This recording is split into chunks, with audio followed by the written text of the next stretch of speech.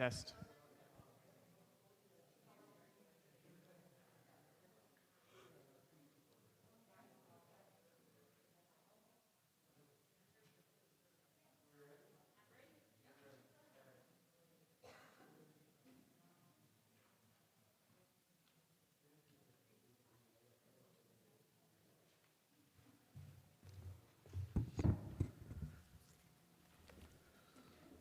Well, good morning.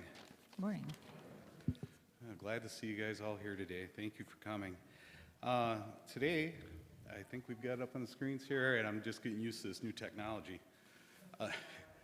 We have our agenda up on the screen today, and I'm looking in the back, so it's working quite nicely. Thank you, Brandon, and all the teamwork on that. That was great.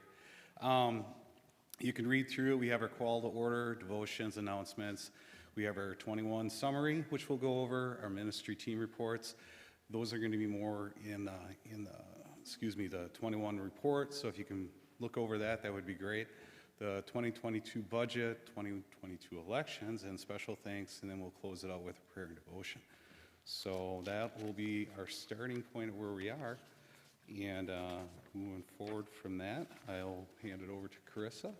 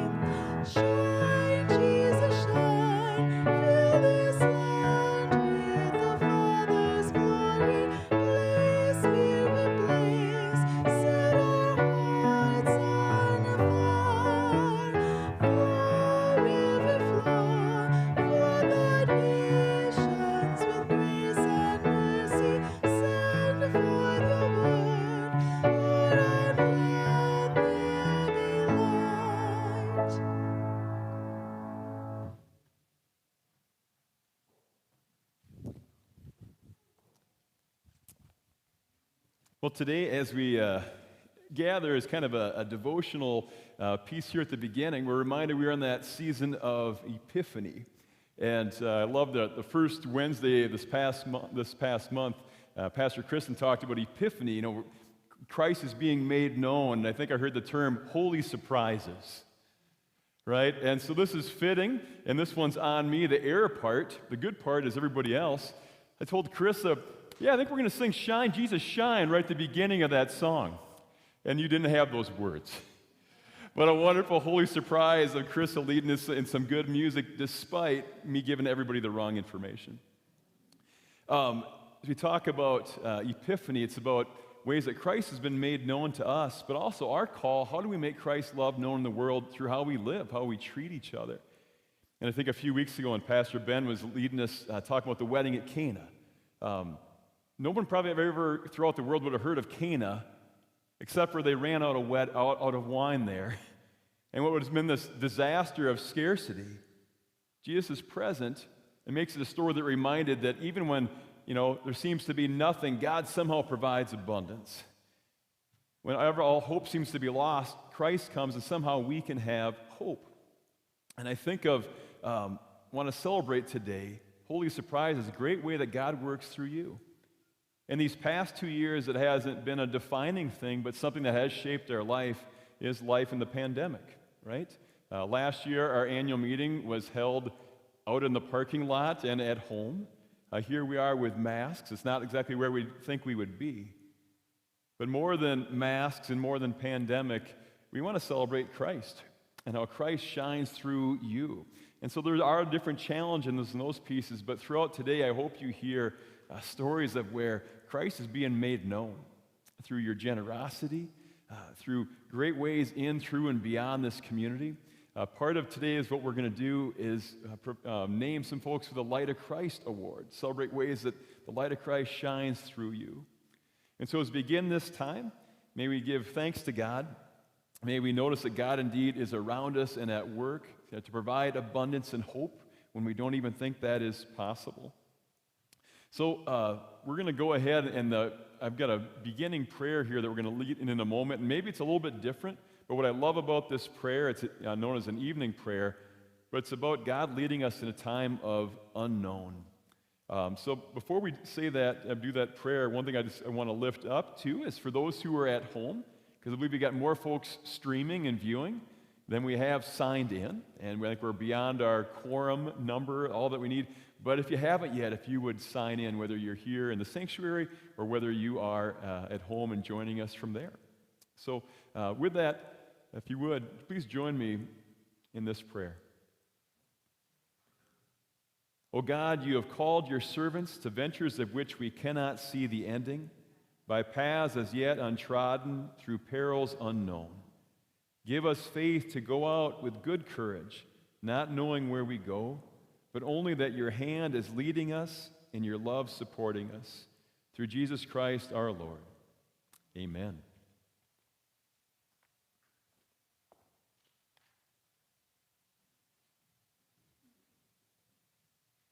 Well, thank you, Pastor Kevin, for all that. That's great. Well, again, welcome. My name is Greg Newman. I'm your president for the last meeting.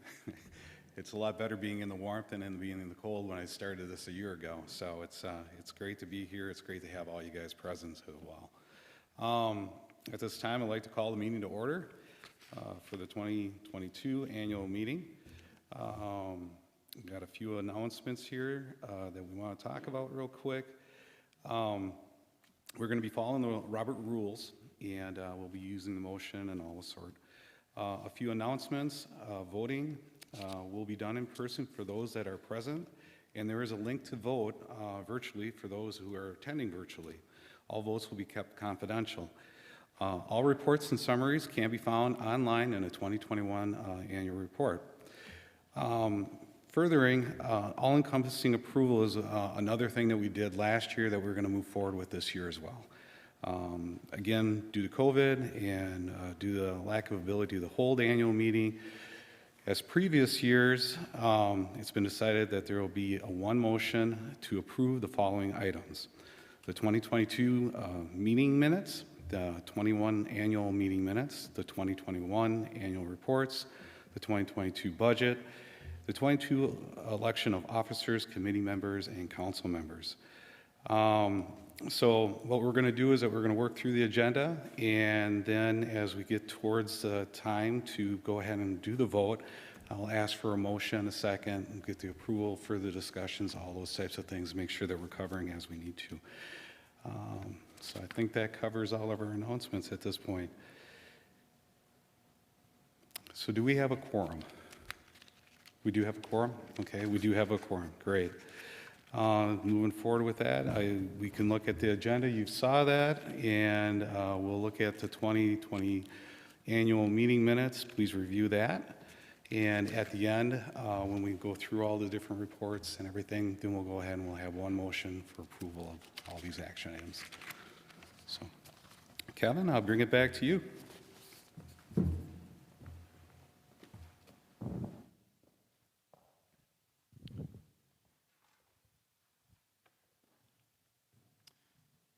All right.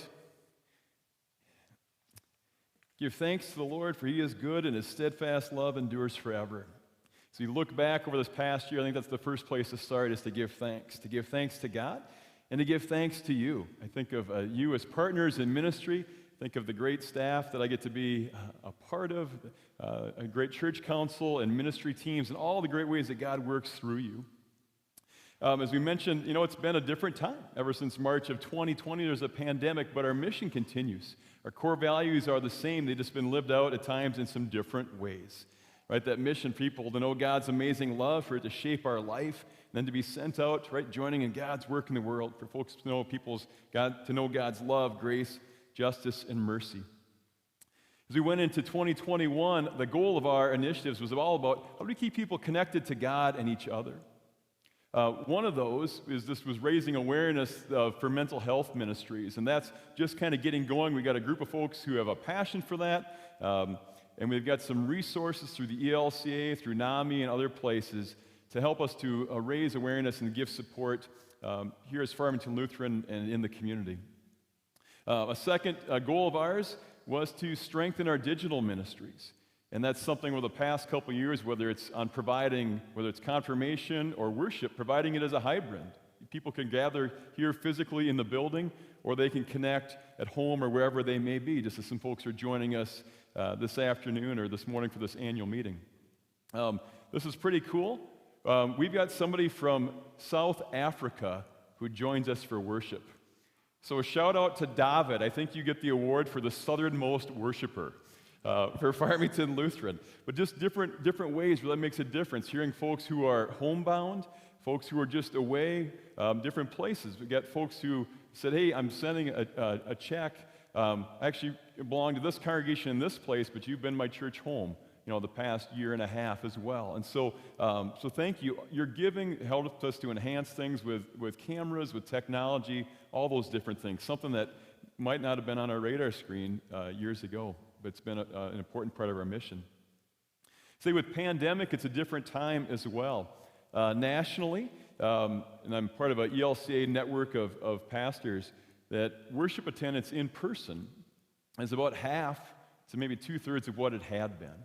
And there's different stories in that, and giving has also been one that's been a challenge for congregations, different pieces. And so within that, we'll get into more of some of these details, but want to just give thanks for great things, people stepping up and providing at the special appeal in different times. So lots of great stories of your generosity in the midst of a different time.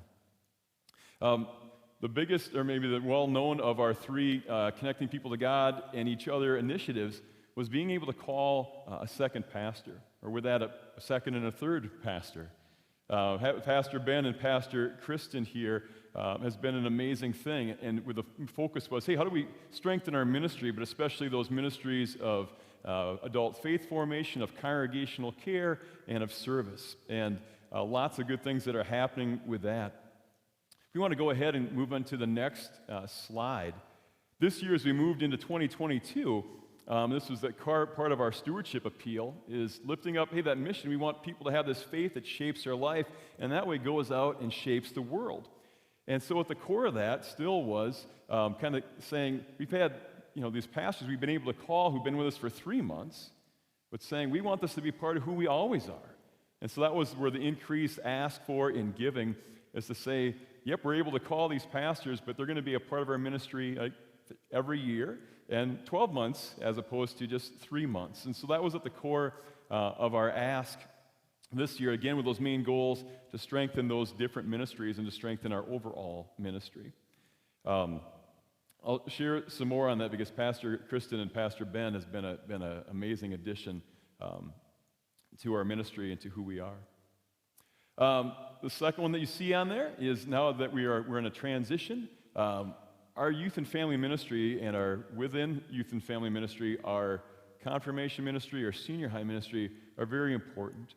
We've got about 60 to 70 students per grade, who are part of Farmington Lutheran. Now, the engagement levels may vary, but with that, that's a priority for all of us. Our church council has named it, the staff has named it, you have named it. And so we are seeking out a director of youth and family ministry. And so we have, in the interim time, added a few more hours for Pastor Ben and Pastor Kristen. And Ben is kind of heading up some of that interim plan. In that, Pastor Kristen and myself are each taking on some more duties with that as well as inviting other volunteers throughout the congregation. I'll just mention on that quickly. It's probably in your thoughts that just like the call process, people always say, "Well, when are we going to have another person here in that role?"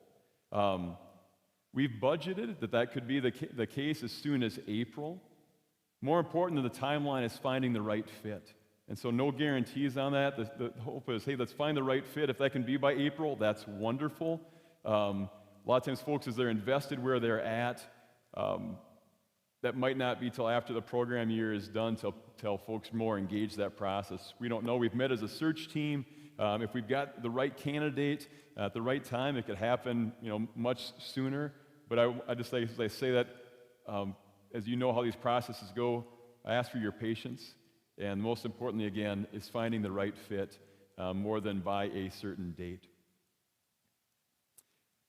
The third part kind of is looking at ministry initiatives or approaches is equipping the saints for ministry. That was in our devotions and our conversations before we knew who Pastor Kristen and Pastor Ben Isley were, saying as who we are as a congregation, we need to keep in our approaches doing things that have us be stronger and engaging and serving more people. Here's just a snapshot of who we are. There's 113 congregations in the St. Paul Area Synod. Now, given statistics, the last couple of years are a little bit blurry for congregations that are saying, well, here's how many people we've had in person and online. But if you went back when it was a little bit more solid in our understanding, out of 113 congregations 2-3 years back, we were the 9th largest in worship attendance. The number of students that we had engaged in confirmation, in children's ministry, in senior high, probably had us in the top 3 or 4. Okay?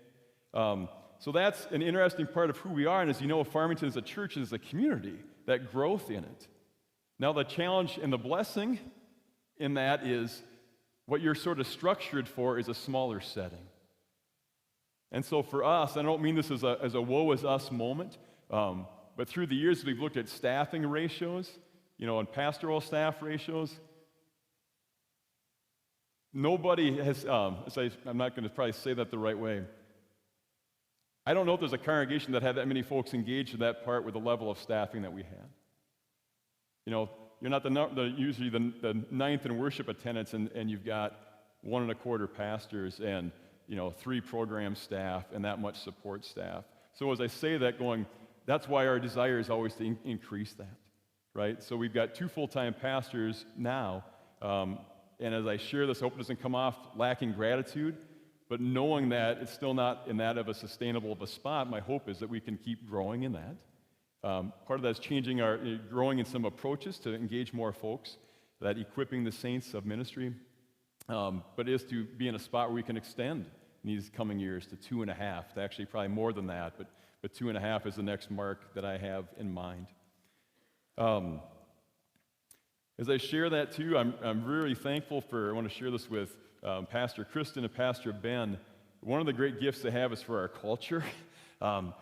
They make it and embody what we like as a staff. I've never had somebody hide the Christmas ornaments or Christmas, what do you want to call them, nativity scene of Mary and Joseph so many places in a church, and shocked a few of us. But part of that fun, but also people that they're all in for the mission. They're all in for each other.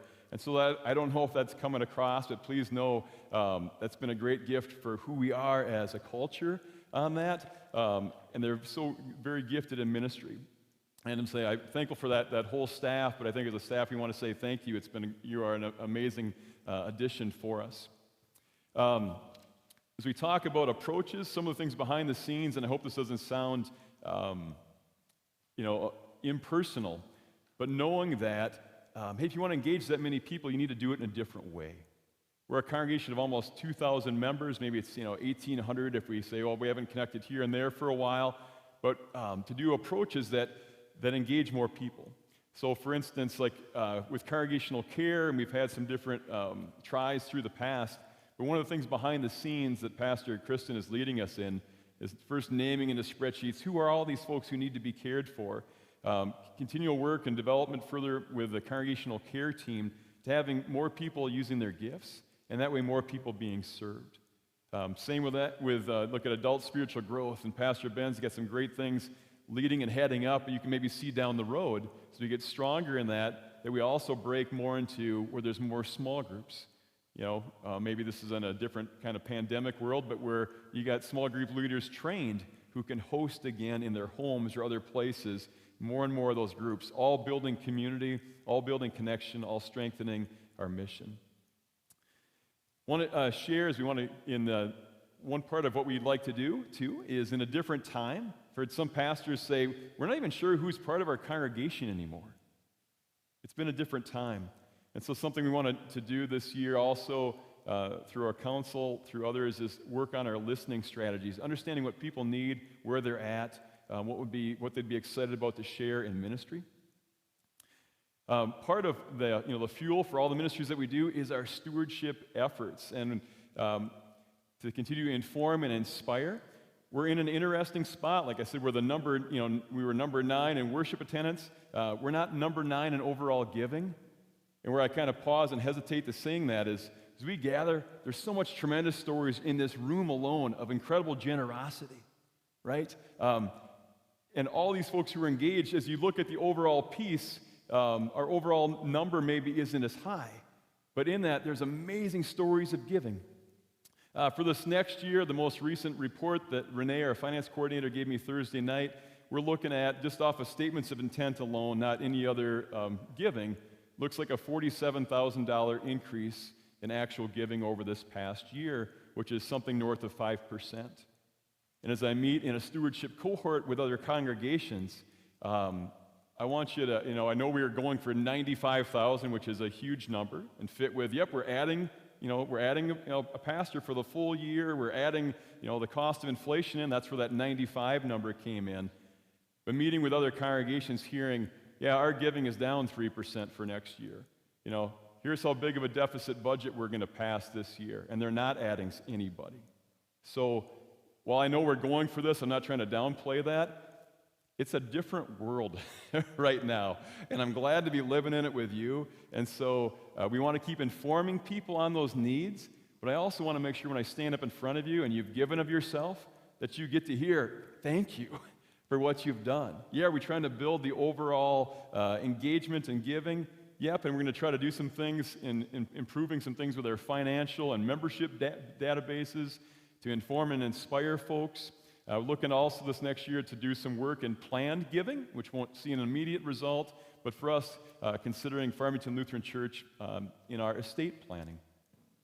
So with that, if you want to move on to the next slide here, as we talk about looking ahead, in a moment I want to bring up Pastor Kristen and Pastor Ben to share.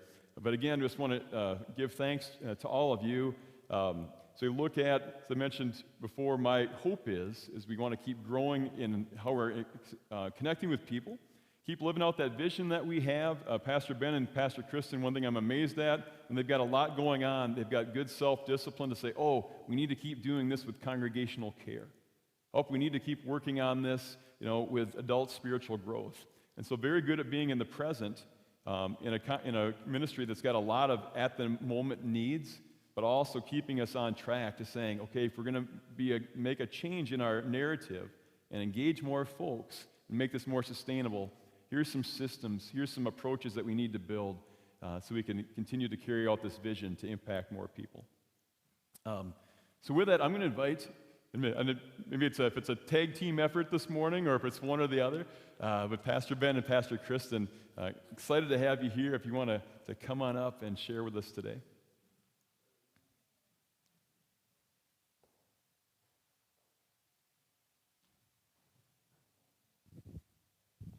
Good morning, good afternoon. Good afternoon now. Kristen said Kevin's talked us up so much that we probably are better off just keeping our mouths shut. So thanks. Hope to see you.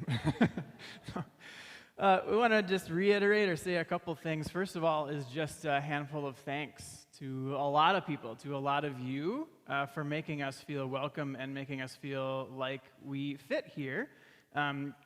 We've contributed, I think, a little bit to the culture of the place and the staff. I think part of that goes back to when we got the call from the call committee. They were meeting and then called us to let us know they were out to lunch, and we heard a lot of laughter and sound in the background. Turns out there was a bachelor party at the place where they were having lunch. So we just figured this whole thing is just a party from the beginning. So we're doing what we can to make good on that, to reciprocate that kind of call. But apparently our idea of a party is hiding Mary and Joseph around the church. In the bathroom, That's the yeah. case, so. We scared the heck out of the cleaning staff because she opened the door and Joseph was on the toilet one morning. So, which when Joseph is this big and staring at you, it's quite astonishing.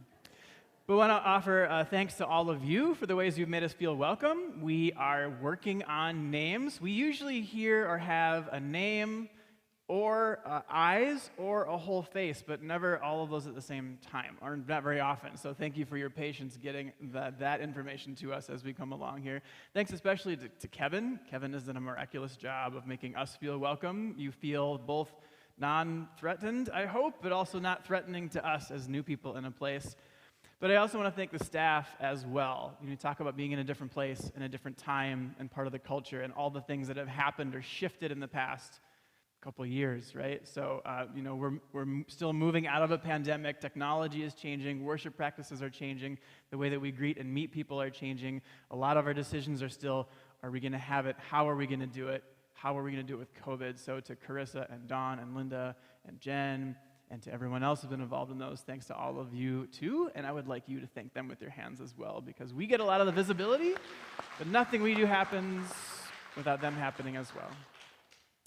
I feel like we've done a lot already, and it hasn't been that long, and there are so many more things that we would like to do. So for Adult Ed, we're doing Book of Faith, we're doing a Lenten study, we're doing a lot of different things down the road to get to a full year Bible study at some point on a rotating basis. For confirmation, getting to know some of our students and our parents, for getting coin put together and planning and replanning some of those things, but there's a lot that we want to do. And we want to launch Brood Theology when that's safe. We want to continue Bible study classes. We have a communion workshop, which ties Adult Ed in with intergenerational stuff and congregational care.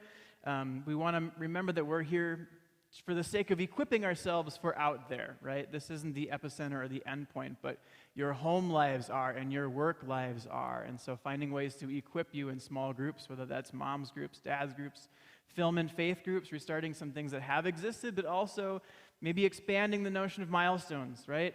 For empty nesters or retirees or young adults and college graduates, milestones for or support groups for specific diagnoses or being in remission or being widowed, whatever the case might be. There are lots of possibilities for all these things that we're excited to attempt to equip you with and to work with you with. For confirmation, moving forward and getting to know more of those students and getting some retreats and mission trips and planning and all kinds of things together that are still kind of up in the air with COVID and whatnot. But also doing this, also remembering for the sake of our community and our neighbors too.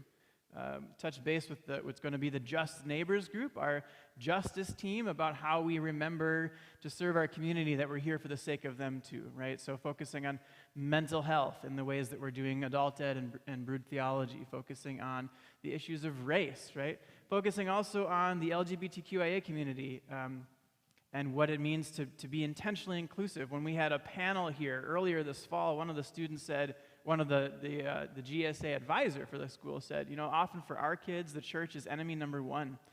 And that's just wrong, right? I mean, I flinch when I hear that, not because I want to argue with it, but because I think that they're probably justified in feeling that way. And so remembering those groups too in the midst of what we do. It could go on and on, but I probably should stop now. I'll stop now. Talk, the less I talk. Okay, then you're up. I would echo what Ben has said, especially our gratitude for your welcome, both for us and for our kids. You may not have noticed, but they have made themselves at home in a big way here, and we're so thankful that they feel so comfortable. And it's our hope that all kids and all people will feel that comfortable, that welcomed here as we have been. So thank you for extending that to us and to them as well. Just a couple things that Ben didn't, or that Ben or Kevin haven't mentioned in terms of congregational care. Our hope going forward is that we'll be thinking about how we can include more folks both in receiving care when they need it and giving care. There are a lot of you who have gifts for listening and for sharing from your own experiences and for practical things, for showing up with food or to do lawn care or the sorts of things that are needed when someone has a crisis of one sort or another in their lives. So much of that has been a part of Farmington Lutheran's DNA, and the pandemic sort of, paused all of that in a variety of ways. So we're hoping to start to bring that back and then to build on it too. I imagine growing a prayer team, prayer chain process, and thinking more about visitation teams or Stephen Ministry sorts of programs that pair people up for the long haul. Because any one of us can call someone right away when something happens, but often people really would benefit from care for months or years after something happens. And so we'd like to think about how we can provide for that kind of longer term care. We talked about grief response and have some thoughts about how we can grow in how we offer grief care, or as Ben mentioned, other specific diagnoses that might come up and how we can be prepared to help people with that. And we're working on getting organized. You may not know this about Ben and Kevin, but they benefit from a little organization in their lives. This is why Kristen's going last, by the way. She's like cleaning up all of our messes.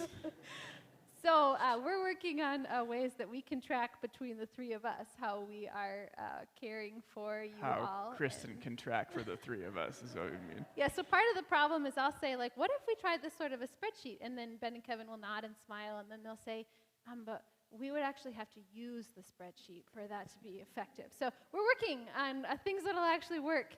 I'm sure that they're coming. So also, our expanding milestones, as Ben said, both with Dawn does such a fabulous job with children's milestones, and then we've been talking about how do we expand that intergenerationally, because big things don't stop happening when you turn 18. So we're brainstorming how to do that. And that word intergenerational, that's a part of our job title, is something that we want to inform all of the things that we do. So the more that we can weave generations together and the gifts that little ones have, pairing those up with the gifts that older folks have, that new retirees have, that young parents have, that is always a part of our thinking and conversation, is how can we continue to be intergenerational in our approach. The first Wednesday service is one example of that, and that's the kind of thing that we hope to continue growing. And then how does that inform our service work and the ways that we're reaching out into the community? How do we do that in a way that includes multiple generations, both in the serving and the being served? So just a few of the things that we are thinking about and planning for and excited about going forward. Mm-hmm. And thank you again for your support. Please continue to share your names and also your ideas and the things that you really want to see Farmington Lutheran work on, because that's what we want to be working on. There's a lot, and there's a whole lot to be done, and Chris and I at part-time each have lists of things that we want to do and things that we might be able to get to, and then there's a long tier of things above what we're capable of with the hours that we have, with the 3 children that we do. We're not going to get rid of the kids. We're not getting rid of them. We could trade them for like milestone ministry, but I'm not sure that's probably what Jesus would want. So thank you for all of that and for working with us to expand and continue Jesus' ministry through Farmington Lutheran. So, thank you.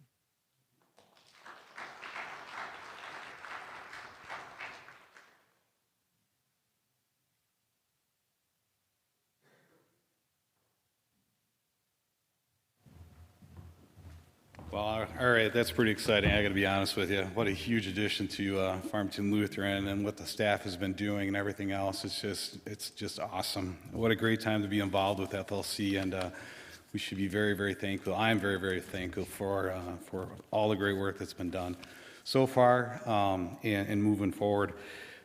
So next, what we'd like to do is bring up Dennis and talk about the 2021 financial results. So Dennis?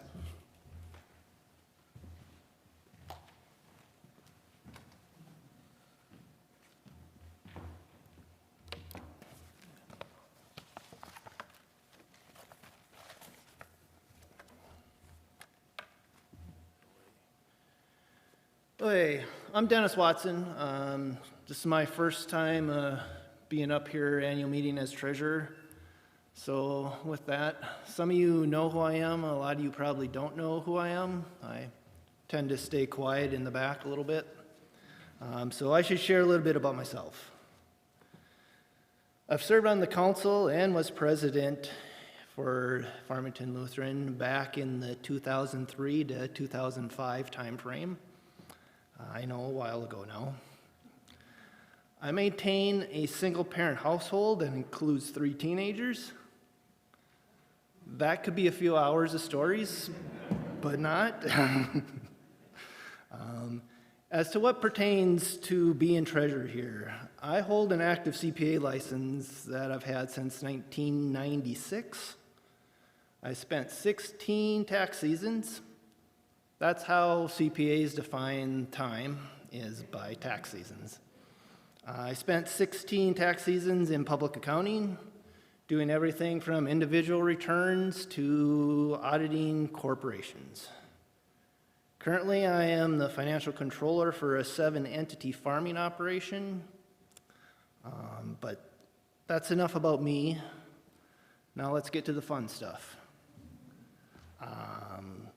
So we'll start here kind of with the results of 2021. And so kind of, if you have a book, it starts on, it'd be page 26. They're not numbered, but if you go forward, it's page 26. So we'll start talking about receipts and expenses. The first 3 columns are what we're looking at. The first 3 columns include what actually happened in 2021, the budget from 2021, and then the difference between actual and budget. So let's see, starting out, bottom line, last page at the bottom, there is a positive 22,809. That means that receipts were more than expenses in the time period. Take a look at, the offerings and receipts. Total receipts were $854,322. Of that, offerings up on the top was $805,085. Offerings were a little shy of $50,000 less than what we were expecting. Total receipts were about $33,000 less than what was expected in the budget. Expenses for the year totaled $831,513. This is about $55,987 less than what was budgeted. But as you can see, it is an increase over what it was the previous year. So now for some details about the whole thing. Offerings. There's no good method or model out there to predict what offerings are going to be for the year. Plain and simple, it is hard to budget the offerings. Youth receipts and expenses, if you look at them, both are larger than the budget. Partly because a strange year for 2021, we had 2 confirmation during 2021. We had a confirmation in May, which would have been the normal one from October the previous year that got postponed, and then we had the one in October as originally planned. So we kind of threw two things into one year in the youth side of things. Payroll and benefits. We're $47,338 less than budgeted on the expense side. Some of that had to do with Pastor Kevin and his family. They had an opportunity to change how their family health insurance was being covered, and it was a large savings in that area to the church. So that worked out really nice for the church budget. Pastor Kristen and Pastor Ben, the budgeted payroll started a little earlier than what their actual start date was.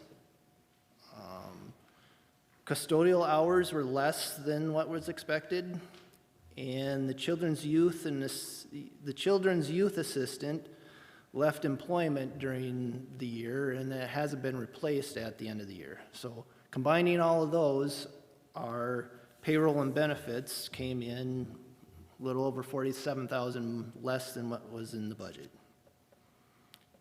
And if you look, the mortgage is just a timing issue. The difference there is a 1-month payment, and that's what happens when electronic transfers are set up to go on the first of the month, and if the first of the month is on a weekend, maybe it's Friday the 31st of the previous month. So on a cash basis system, there was 11 recorded payments to the mortgage during that 12-month time period. That doesn't mean that we missed a payment. It just means that one day shift one way or the other throws it into a different period. In summary, for the receipts and expenses, the receipts were less than budgeted, the expenses were less than budgeted, and there was a positive $22,809 bottom line. And this was when the budget was set to break even for the year. So with that, are there any questions on the receipts and expenses side of things?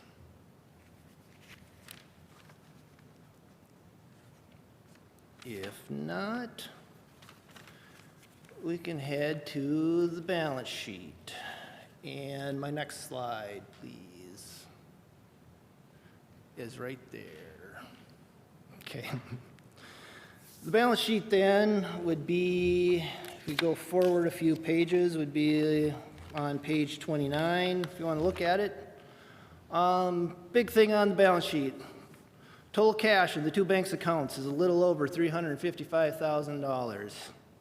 $108,790 of this is dedicated, which puts the general fund just under $246,500. This is a $16,290 increase to the general fund from where it was at December 31st, 2020. If you're going down, looking at the balance sheet, you'll notice this inventory asset, which kind of stands out because there's nothing from the previous year. All this is a stock donation we got that got put into our brokerage account, got turned into cash inside the brokerage account, but the timing of bringing the cash out of the brokerage account into the checking account isn't there at year end, so in January, this amount that's sitting in there gets deposited into the checking account. That's all that is just a holding place to get it until we can get it to the right spot. The mortgage for the year, the balance at the end of the year is $1,113,524. Ooh, there's a $78,285 reduction in principal during 2021. That includes what our normal payment is, plus the amount of extra principal that gets put on it from the Strengthening Faith Fund. It's expected that about $69,590 in principal will be paid during the normal monthly payments in 2022, and then we'll have additional principal payment for how the Strengthening Faith Fund comes in.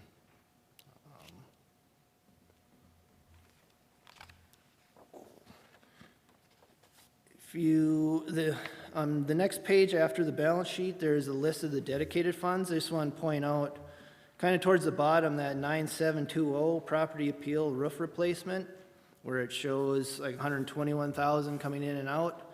That's kind of the area where we had where on the property appeal, when the funds came in, that was the place to put them, and when the expenses goes out, that's where they leave. And then same with part of what we did with the roof replacement.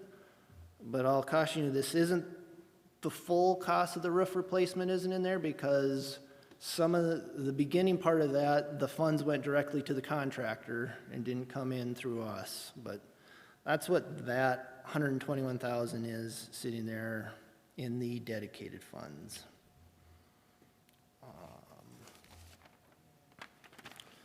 With that, that's kind of an overview of what the balance sheet is at the end of the year. Do we have any questions on that?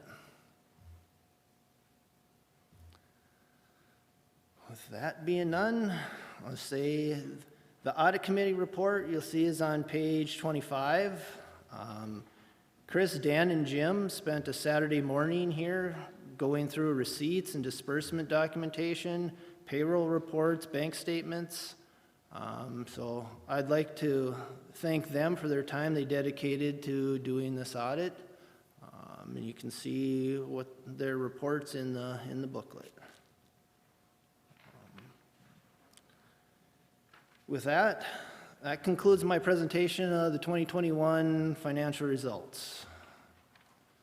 And if there are no further questions, I'll turn it back to Greg.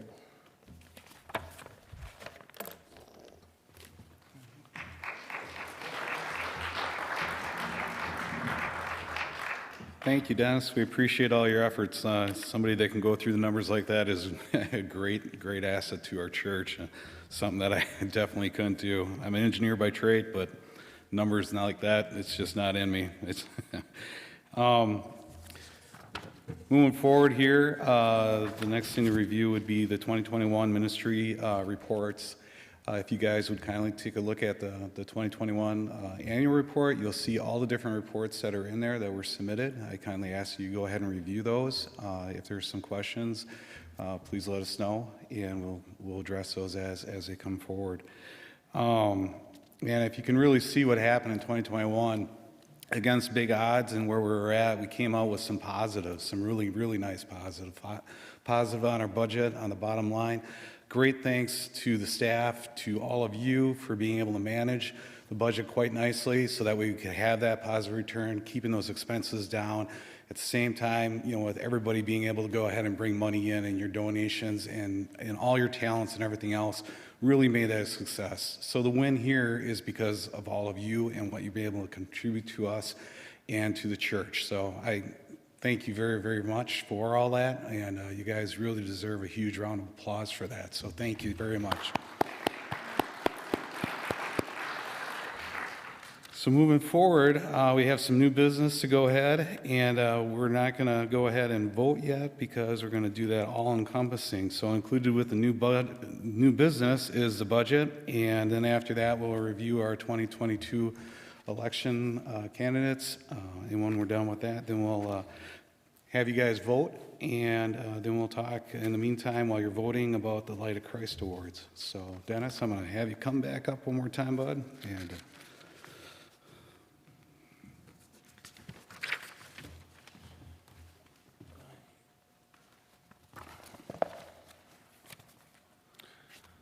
hey, I'm back up here, I guess.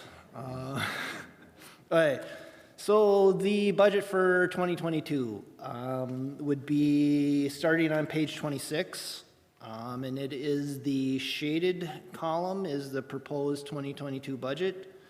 The column next to it on the right will be the difference between what the 2021 actual numbers were and what the 2022 proposed budget is showing. So we'll start out, bottom line, this thing shows a negative 12,568, meaning expenses are greater than receipts. So starting out, let's put that on the table right away. We are projecting a deficit budget for the year. And as I go through what I wrote down and want to talk about, you would think Pastor Kevin and I sat down and wrote our stuff together because there's some common themes here.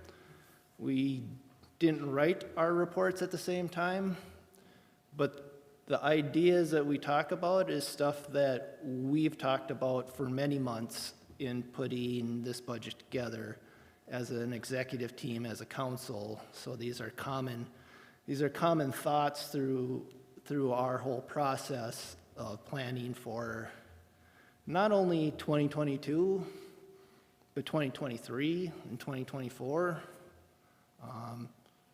Ask any council member,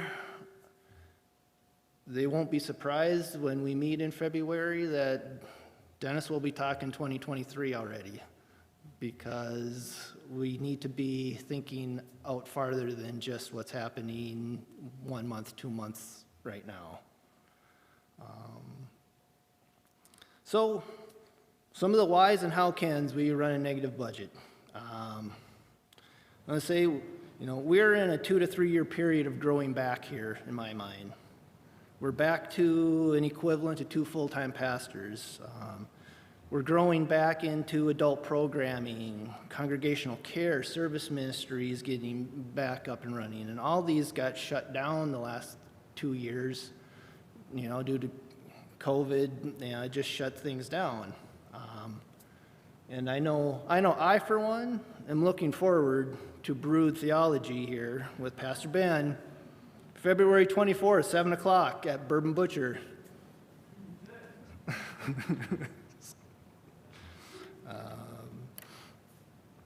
Another thing, if we look at the whole picture, I'm a big picture kind of person.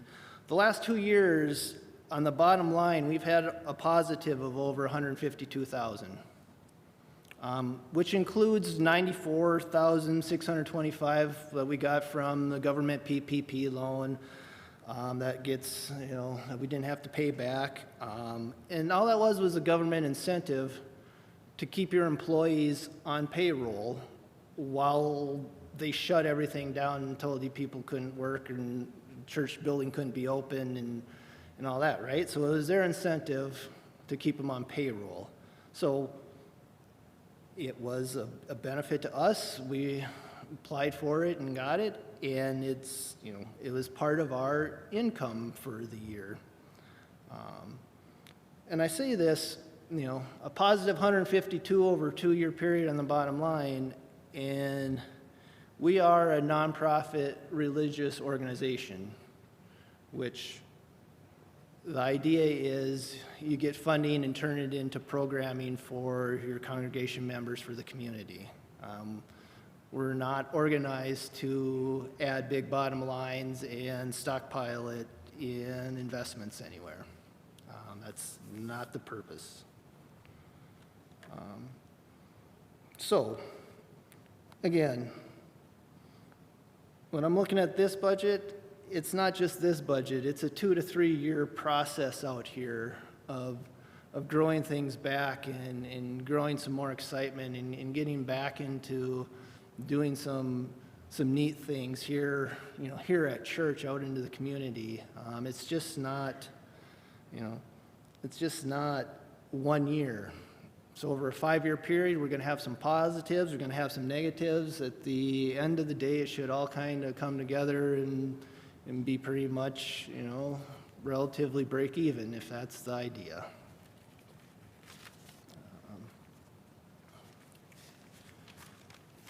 Receipts.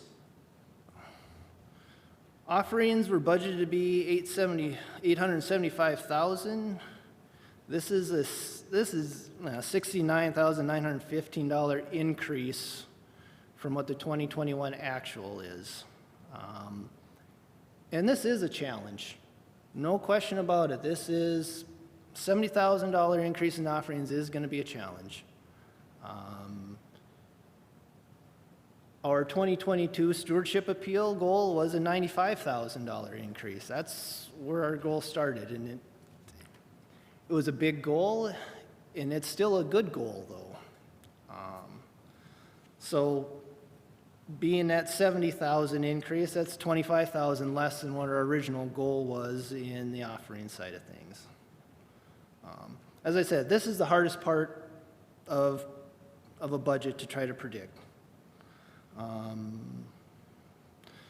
Some of it's based on information from the intents forms return, but honestly, intent forms make up about 60% of the total when we get to year end of what was written down as intended and what we actually receive. Intents are very rarely what actually happens.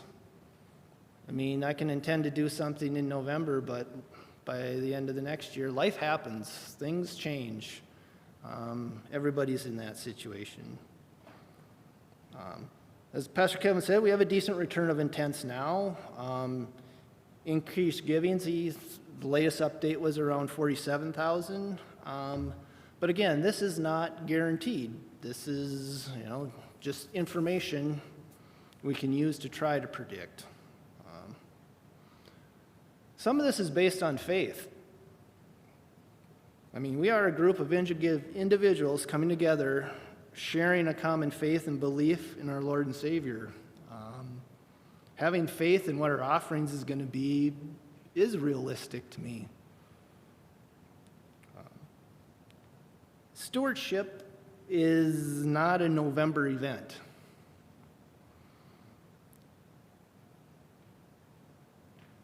And then it's done. It doesn't end.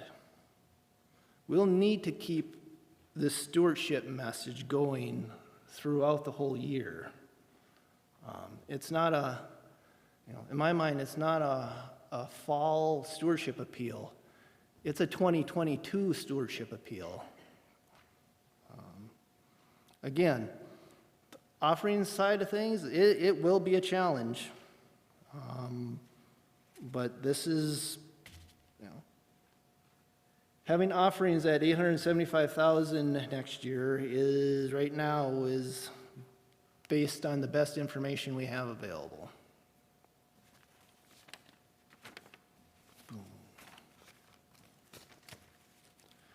All right, total expenses. Total expenses are budgeted at $923,972.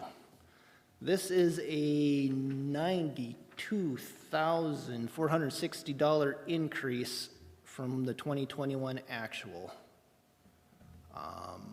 Where's it at? Payroll and benefits. Payroll and benefits is 63.3% of the whole budgeted total expenses. It shows an increase of $59,642 from what it was actually in 2021. There is a 2% increase built into the wages for the staffing. Pastor Kristen and Pastor Ben's salary is on for 12 months, as opposed to last year when it was 2.5, 3 months. Makes a big difference. And the youth director is budgeted for a mid-April hire period. And then I want to point to the mortgage. The mortgage is in there at the regular 12 months payments. But when you look at the mortgage and the payroll and benefits, that is 77.1% of the total budget is sitting inside of staffing and the mortgage payment for the building. That's a big part of the whole pie. I just want to point out the building maintenance contract looks like it's a large increase. It's $6,000 some dollars, but I want to say $6,000 of this is due to not using the reserve fund as much as we have in the past. In the past, the reserve dedicated fund, $1,000 a month was used to offset the maintenance contract, which is the maintenance on the heating and air conditioning units and all that jazz, right? But what this was doing is depleting the reserve fund. The reserve fund gets helped built up by a third of the strengthening faith fund when it comes in. A third of that goes to the reserve fund, which is kind of reserved for building maintenance. But we can't continue sending $1,000 to offset the maintenance contract and deplete the reserve fund down. We need to build that fund. We need to keep building that reserve fund because you never know what's going to happen. I mean, roof replacement due to weather and insurance covering it was a big deal because without that, to replace that on our own would have been a lot of funding. So that's kind of the idea around there, that expense is increasing in the general part because we're not using as much dedicated funds to pay for it. Youth expenses, youth expenses are down. Kind of looks like kind of a lot from they were actually, but I kind of said that already. I mean, last year we kind of had 2 things happen in the year when normally only 1 happens. And we're kind of in a transition period with that now, so we kind of don't know everything about that. Utilities.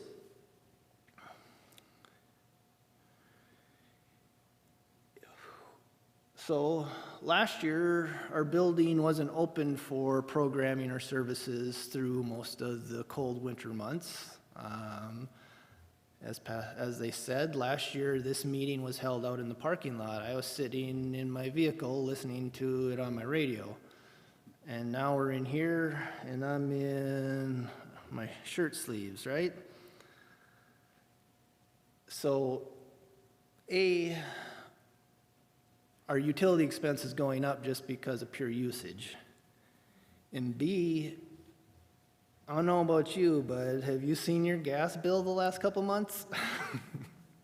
Mine has gone up. So there's kind of a lot of things happening there that we're trying to estimate and make a good estimate of what utility expenses are going to be for the year.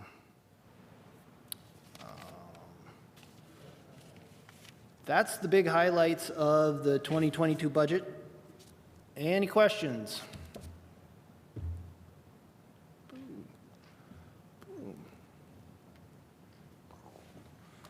Greg, back to you.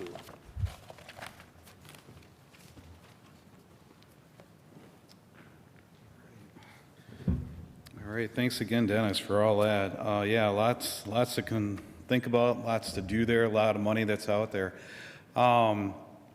You know, you go back and you think about Ben and Kristen and all the things that they talked about earlier on, all the new things that we can re-engage in, somewhat new, some are old things, but things that have been put on hold. And you look at where we're at today, and quite honestly, this is a really exciting time for Farmington Lutheran. I really strongly believe that we're in a great position to go ahead and move forward. And I know that you talk about the dollars and you see where things are at, and y'all have given so much over this entire year. You know, you go back to the blessing from above and getting a $250,000 roof replaced and having our insurance done, but you think about all the things that we did on the building, on the outside of the building, your additional gifts that were there. We blew that mark out of the park. And, we really cleaned up a lot of things here in the building and just made it a very welcoming building, a place to be, trip hazards, all those things. Huge thank you to all you guys for doing that. And I just think about how we're positioned now with our staff and our new pastors. And I just feel very, very confident. I'm just super excited about where our path is to go forward. But we do need to have your tithes, we need your giving, we need those types of things to go ahead and continue those programs. So it's needed. It's one of those things we have to go ahead and do. And with that, I think there's going to be just some huge, huge rewards. No doubt in my mind. So again, thank you, Dennis, for all your hard work on the budget. Jen, just checking in. Has there any comments or questions at all online? No? Okay. Perfect. If you guys do have additional questions that come up, please feel free to bring them up at any particular time here. We will have a moment before we do the elections to go ahead and go over that. So moving on to the next order of business here, we're going to talk about elections of officers and of the council members and of our committees. So for 2022, our new elections, we have Mr. Chris Lynch, and then we also have our Vice President, Rachel Harmon. Sorry, the glare. I should know her last name by now. So they're our new executive folks. We have Whitney Quast and Jeff Trickle and Linda Landwehr.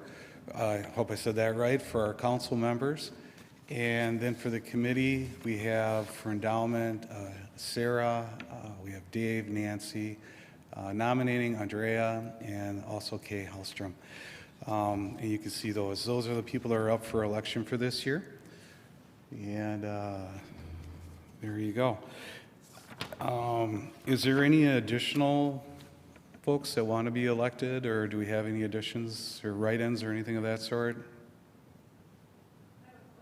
Sure. Why don't we have a finance committee for the vote? That's a great question, Karen. Thank you very much. Kevin?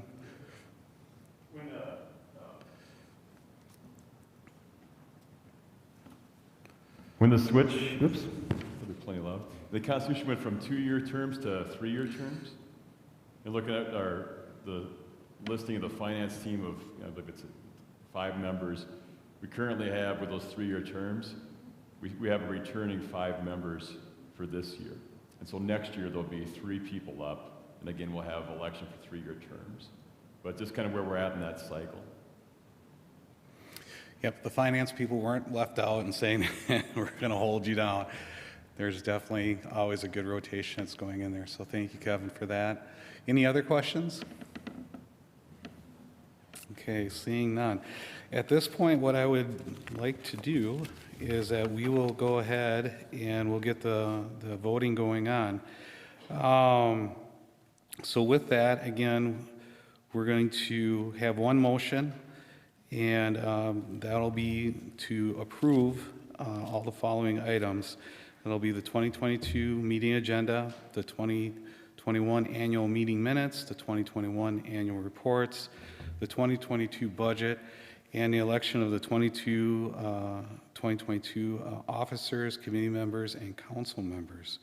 At this time, I would entertain a motion, and when you give a motion, please state your name as well. Tim Rowe. Do I have a second? Colleen has a second.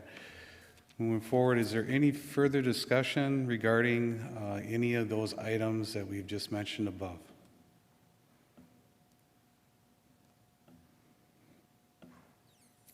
Give a minute. Anything on the web, Jen? No? Okay. Very good. At this time, I ask you to go ahead and make your elections. The elections are going to be held confidential, and we will go ahead and make the announcement of the elections when they're complete. In the meantime, while you're making your elections, I'm going to turn it over to Mr. Kevin, Pastor Kevin, for Light of the Christ Awards. Sorry?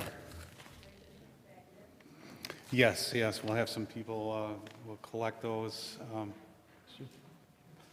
Does anybody else need a written ballot who's in the sanctuary this afternoon? All right, you can holler if you got one. Otherwise, yeah, go ahead and you can fill those out.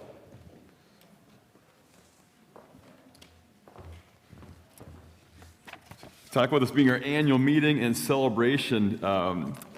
We give thanks for the ways that God works through you. And so we started a tradition that we call the Light of Christ Awards. And that's to celebrate ways the light of Christ shines through you, as the award is named. And as we do that also, these are often our folks they're behind the scenes. You know, as pastors in different roles, we're out in front. But these are folks who do amazing things, but are behind the scenes.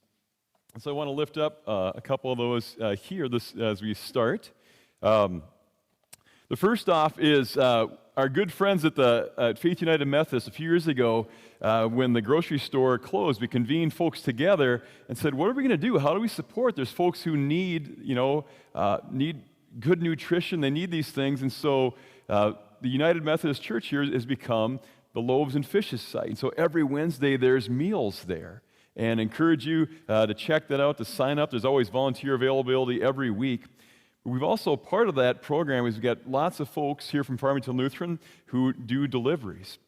And so a cool thing, not only do they bring that meal and they get something nutritious and it's conveniently prepared for them, but it's also the connection. And this isn't to keep somebody on this forever, but it's been interesting where folks said, I don't know if I have time to go do this week. And all of a sudden they get a call from the person that said, boy, that means the world to me that you stop by and bring that meal. They thought, wow, not only are they bringing nutrition, but that connection. And so I want to lift up Beth Galsvig, Owen Hammond, Katie Heidela, Karen Holscher, Deb Johnson, Chris Mueller, Carrie Stewart, and Ken Stewart. And so if you guys are here today, we got certificates here for you. But let's give them a hand as we celebrate that the light of Christ shines through you.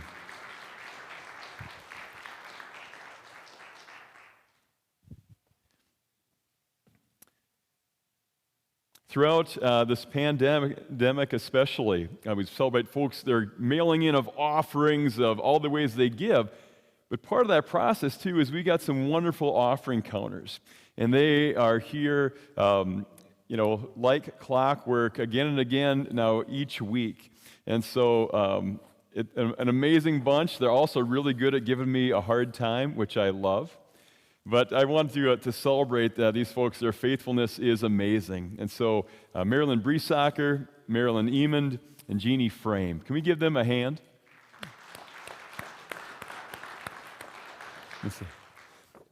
So maybe in time here, we'll make sure we get these handed out, but we celebrate again how the light of Christ shines through you. All right, well, part of, too, is whether it's, and some of these folks are in the same spot, our stewardship mailing, and other different mailings that we do. And those folks that I just named have been a part of that as well, and I promise sometime we'll get a sealer. So when you mail out 750 envelopes, we can speed up the process for you a little bit. Along with that mailing and others, and you'll see these folks, whether they jump into water plants to go ahead and to do readings at times, or to jump in as an usher or a greeter when needed. I want to lift up three more wonderful folks, and that's Blanche Reichert, Jean Reimnitz, and Janice Rolog. Let's give them a hand as well.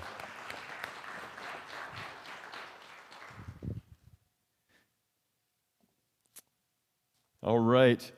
Well, and this is part of that. I want to celebrate a wonderful lady who has been a great support for our school for many years, and now we have the benefit of her gifts here at Farmington Lutheran. And you'll see her in the office during the week preparing things for Sunday, preparing things for children's ministry for Wednesday. Please join me in giving thanks to Lois Lukey.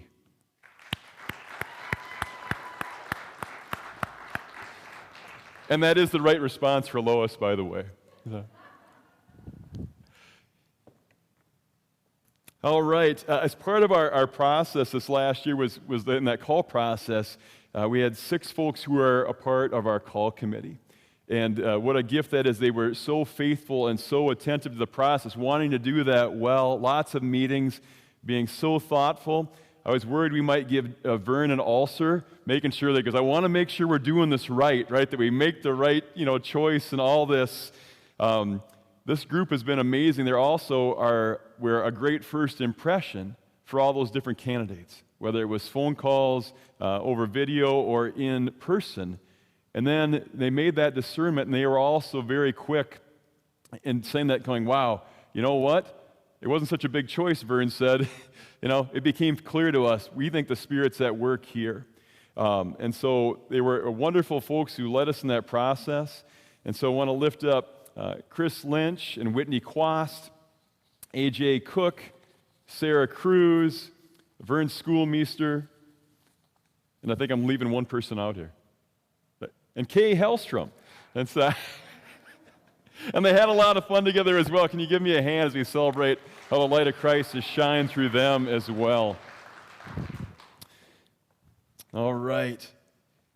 We celebrate God who's doing a new thing. And one of the ways that popped up this last year at Easter is our council president sitting behind me said, we should do an Easter lily cross.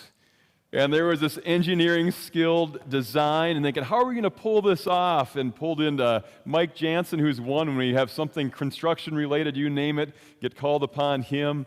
And then, well, how are we going to water this? And how they were going to do this, Louis Rutten pulled in as well. And then we came to a spot, we got there, and we had lilies that arrived. We found out they weren't going to be in bloom by that day.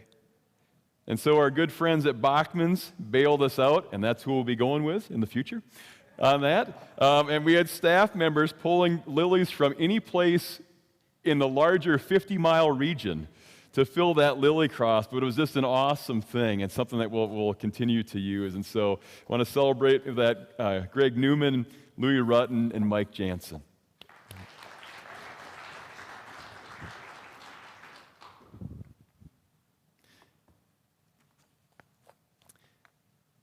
Part of the gift of being a congregation is the different generations, but also the gift where there's new folks or new to us, new to me, new to you, that all of a sudden you meet and go, wow, you feel like you've known them forever, and the impact that they make.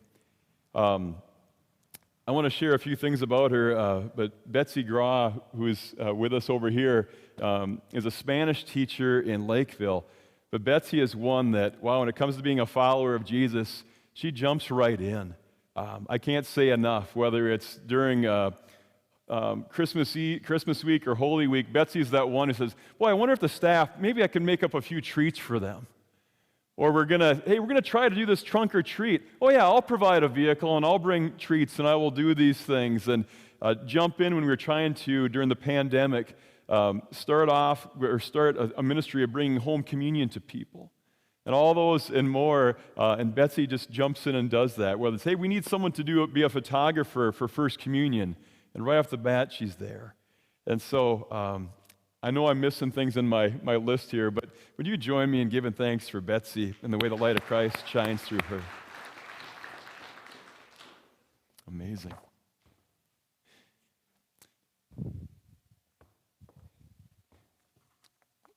When you drive in through the north driveway and you get past the ponds there, you'll notice something we call a memorial garden right there. And it's been amazing this past year alone, times where as pastors been invited to go be with a family who says, we're going to have a gathering at that memorial garden to remember our loved one. There's also been times pretty awesome where they gather on their own, but it's a special place. And you see folks at times coming out and just to be present there. Bob and Karen Brownowell are the ones that have created that, nurtured that, and continue to build upon it. Bob and Karen, you'll also see Karen is our HR chair and does an amazing job. The time that she puts into that is beyond words. I think of Bob through the years with both finance and stewardship, all those behind-the-scenes important things for us to have kind of accurate information that we convey and communicate. We think of, a place that had been filled with buckthorn. I know I've told that story before, but amazing.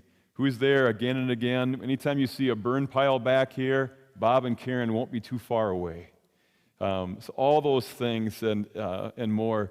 Please join me in giving thanks to Karen and Bob Brownowell.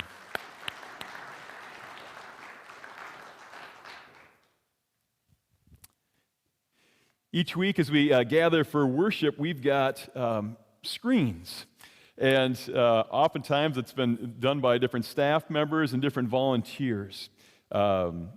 Bruce, I'm going to probably mispronounce his last name, but Bruce Orehek, who moved up from Omaha, Nebraska. Bruce's mother-in-law is Pat Sweet. And he said, I was really involved in my church down there. Here's some things maybe I could do here. And so Bruce, each week we send him the information, and he puts together those slideshows. He's there. Another one, kind of newer to the community, who's jumped right in. And Bruce would appreciate this. I give this award to Don't Let Me Down, Bruce. Yeah.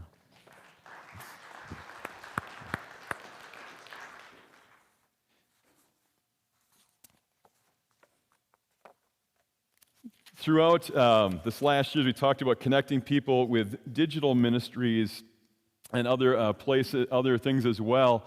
We've got a lot of technology things that are needed all the time. And as I shared, I'm going to put a couple things together. With that also is different property pieces that are happening. And I've mentioned some different folks here before, but want to share when it comes to especially these technology pieces. This is my Vanilla Ice Award. When they say, like, if you got a problem, you'll all solve it. When it comes to, I want to share this with Wynn Watts and Chris Lynch and Brandon Meyer and Greg. They jump in on those different pieces. Wynn and Chris, I think I've seen them on ladders, all these different things that happen. They're putting in the confidence monitor, all these different improvements that happen all the time.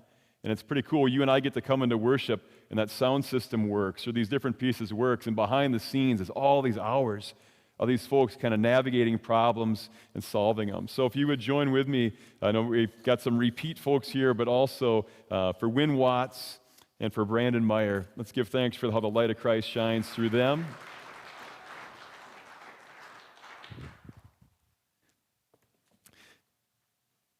Also, this past year, as I mentioned, some property pieces, and Brandon has been a part of this as well, and I also want to lift up Jay Bago. We had a number of Eagle Scout projects. One of them is the shed out here that's been redone. Greg sponsored some of those. We had Julie Amdahl sponsoring one of our folks as well. But thinking with these different property pieces that have happened, somebody who has been a gift for us in ushering and other places as well, but especially today we want to lift up Jay Bago.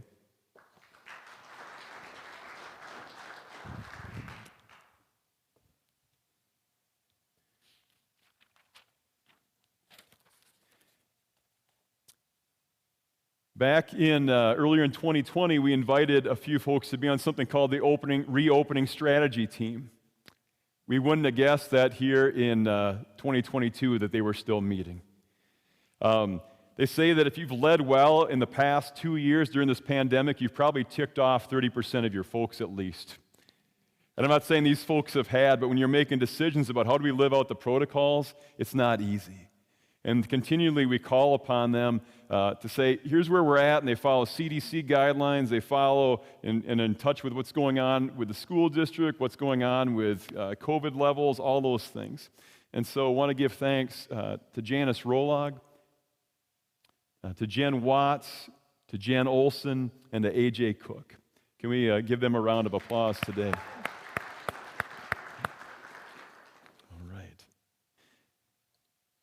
I want to share, and some of these folks you've heard me mention before today. We're on the home stretch in case I'm putting you to sleep here.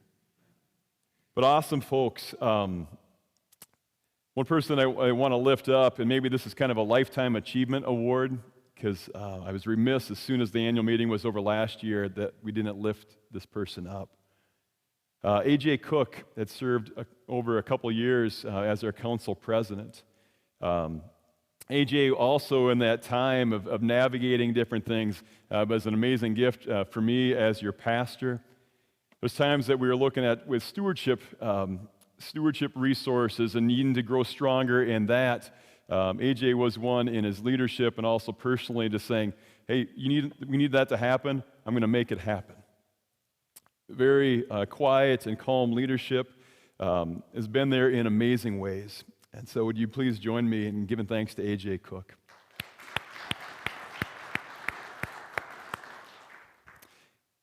A.J. passed the torch to Greg Newman as our next president, and Greg has led us well again during this different kind of pandemic times. Greg said he didn't want me to do one of these awards, but I'd be remiss if we didn't do this, Greg. Greg not only has been that one convening us as an exec council and a church council in the midst of kind of challenging challenges that we face to live out our mission and ministry, one who, with that engineering mind as well, also good at making sure details are being followed. He's also one that is very much a servant leader, not just to be up in front of us today, but those projects behind the scenes of getting a roof replaced, of the seal coating of the parking lot and the striping, the sidewalk repair, the carpet replacement, who was behind the scenes often in leading those projects and bird dogging all the details to make that happen. Greg does good crazy stuff like that, the Easter lily cross and 50 foot of lights hanging out on that evergreen tree as you walk out to your left. For all those things and more, Greg, thank you for not only being our president, but thank you for your leadership and all these things. Let's give Greg a round of applause.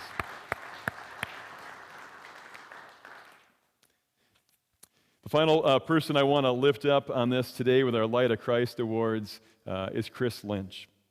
And Chris is now, it sounds like, unless the election threw out some crazy different result, Chris will be our president going forward. And Chris also, not only in that role as being a part of our executive council and church council, but Chris is one who just gives him full self. A number of years ago, he said, "Hey, would you ever need any help with tech?" And I'm so glad that you're the one who actually initiated that. Staff members would agree on this. Chris is one who you might think he gets his mail here. If he's not on a flight someplace, often he is here. He's the one with the technology stuff like Microsoft Teams that we use every day. He's the one taking care that things are in order, things with our computers, things with sound booth, and kind of preparing that space for what we do today. For all those things and more, please join me as we celebrate Chris Lynch.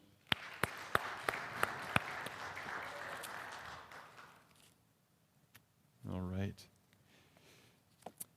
As we go to want to give thanks, and there'll be another announcement piece here, but also want to have stand, if I could, our outgoing council members.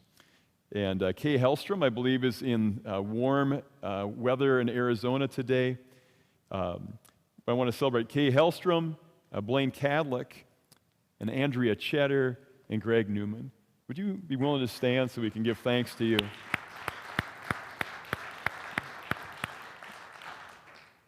All right.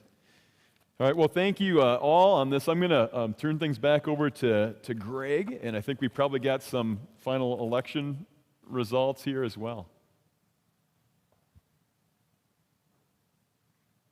All right, well, thank you, Kevin, and thank you to all of you for all your time and your talents in the Light of Christ Awards. I mean, just amazing stuff. We can't do it without all of you and the support. It's very humbling, and it's a lot of fun, too. So if you haven't been involved before, hop on in. It's a good time.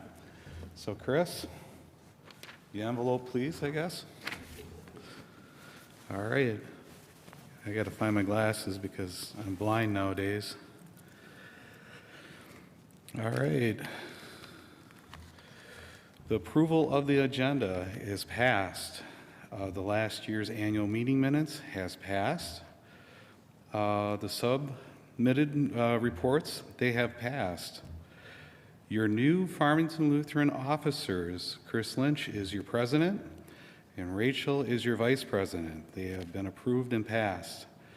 Church council positions, Whitney Quast, Jeff, and Linda all have passed. Welcome to the council.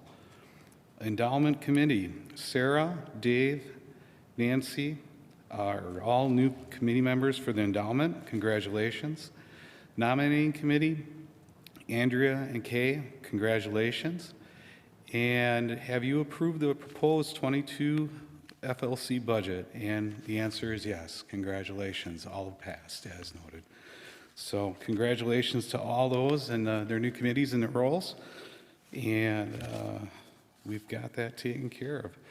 So with that, I'd like to introduce your new president, Mr. Chris, and I'd like to say goodbye. Thank you for a wonderful year.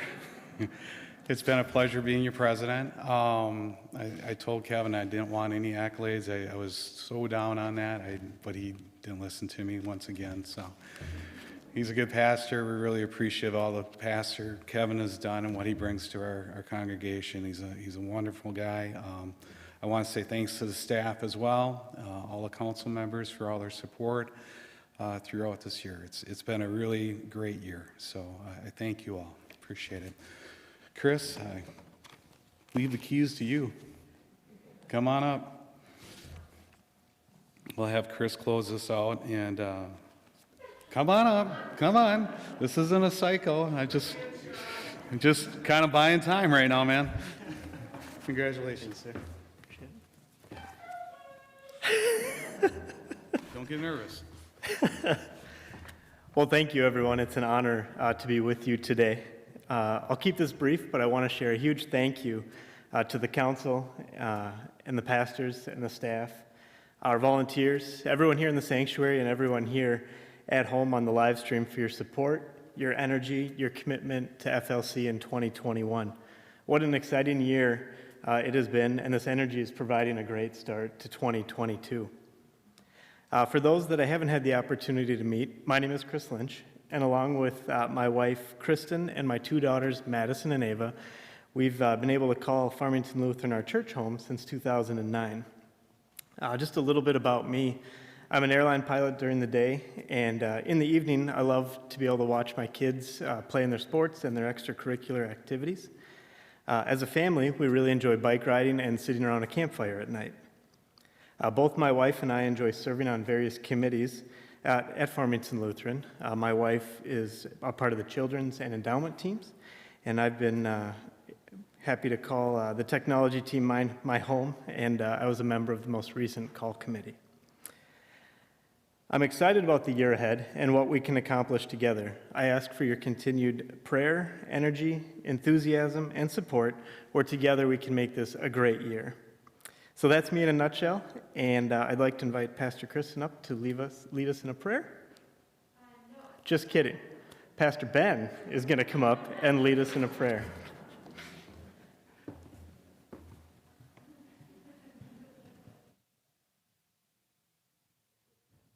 It's good to know when I'm supposed to do things. I'm going to pray, and then we'll end on the Lord's Prayer. I invite you to stand where you are as you are able. I'll lead us into praying the prayer Jesus taught us to pray in just a moment. But let's pray together. Dear Lord, thank you for today. Thank you for this mission that we have. Thank you for Farmington Lutheran Church and its place amidst it. Thank you for the leadership, volunteers, participants. All of us are your body as we seek to do what you call us to do, to love our neighbors and to love you. Bless the new leadership here. We give you thanks for the old leadership and for those who are leaving positions, for those who are coming into new positions, and for those who are yet to come. We trust you hold all of us in all of these concerns, these bits of gratitude, and these requests. Hear us now as we pray the prayer together that you taught us to pray. Our Father, who art in heaven, hallowed be thy name. Thy kingdom come, thy will be done, on earth as it is in heaven. Give us this day our daily bread, and forgive us our trespasses, as we forgive those who trespass against us. And lead us not into temptation, but deliver us from evil. For thine is the kingdom, and the power, and the glory, forever and ever. Amen.